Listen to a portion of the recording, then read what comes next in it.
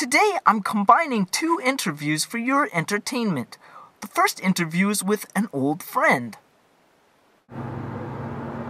The next interview is with a stranger.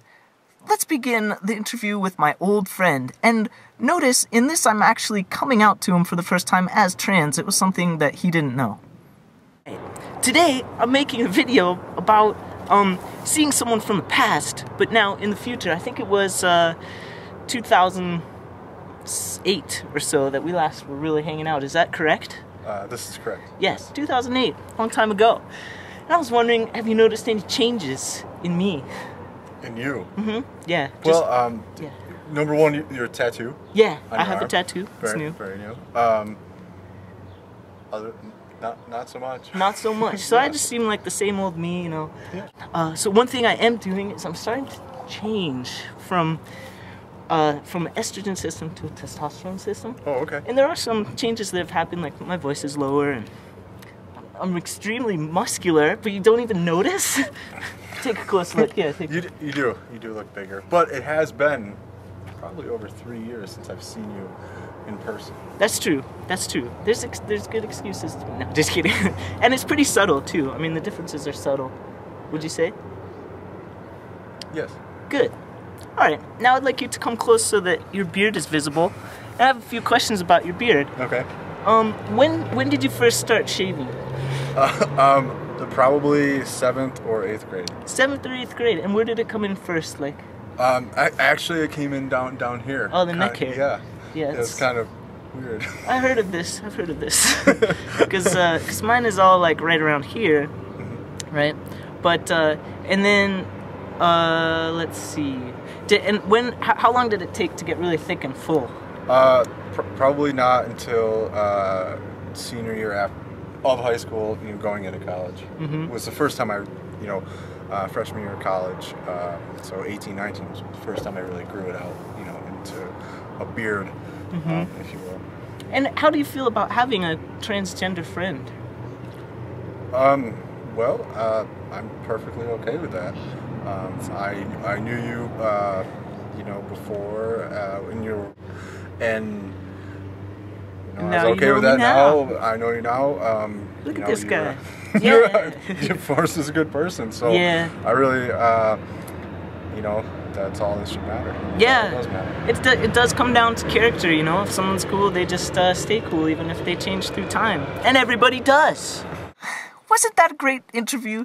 One thing that really stood out to me was how smooth, he just took in the fact that I was transgender, and I explained it in a very simplistic way. And it was so simplistic and so, simple that we didn't talk about it much. We had dinner together. We caught up about friends, old friends and work and all of this stuff. How you doing? Blah blah. Big picture stuff. And we did not talk about me being trans. We did not talk about the weight of what that means. And because I didn't explain it very much, he never made that connection based on what I said about me going from an estrogen system to a testosterone system. He didn't understand that meant I am a man.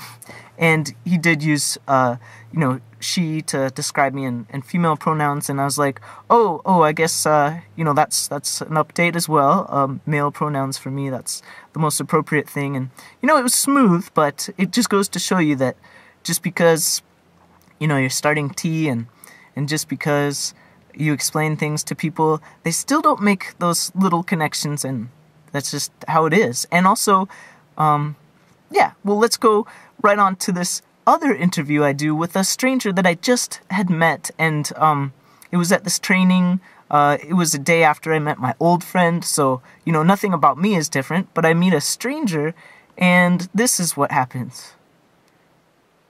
Today is super exciting because I'll be interviewing pretty much a stranger, someone that just sort of crossed paths with at a work training.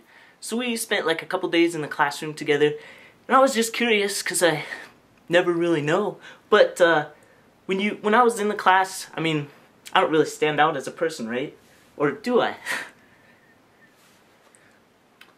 Well, to me, you're just another classmate, another slob on the bus. Another slob. It's good. And when you looked around the room, when you noticed me there, did you make any sort of judgments? I did notice you were wearing sandals Yeah. to a work training, which I guess struck me as odd, but you know, to each his own. Whatever. There's no real rules at these trainings. That's right. Sometimes your feet have to breathe. And so just based on the very few interactions that we've had together, how would you describe me as a person? You seem rather outgoing, pretty sociable. You know, we've had pretty brief interaction, but I guess those were the two characteristics that jump out right away. Right. How much do you think I weigh? I'm guessing you weigh 163. Okay. And how old do you think I am? 26. Okay. Good guesses. Good guesses. And, so, yeah, is there anything strange about me? Seem like a pretty normal dude. Alright. That's what I like to hear. And do you think, would you describe us both as typical for our work field? You know, there's quite a diversity of backgrounds in our field, so I guess I'll put it this way. I would say neither of us are odd for our work field. As far as a specific stereotype, I don't know if there necessarily is one. Good, good. Fascinating. Thank you. Isn't that cool? He just thought I was a normal guy. Whoa, did that really happen? Like, I couldn't believe it, because when I started that interview, I thought that he would, I thought that he saw me as, like, you know, something in between. He couldn't tell, and I was going to ask him what it was like to not be sure if someone was a man or a woman, like how it made him feel. But he didn't have that, perception at all. He just saw me as a normal dude, and that was like, it was like a feeling of just wow. So I think that's very interesting to compare the new and the old, and perceptions in general, you know, and what they mean and how they change, and what goes on out there. But one thing's for sure, and that is, you know, this was a confidence builder, and very interesting to see.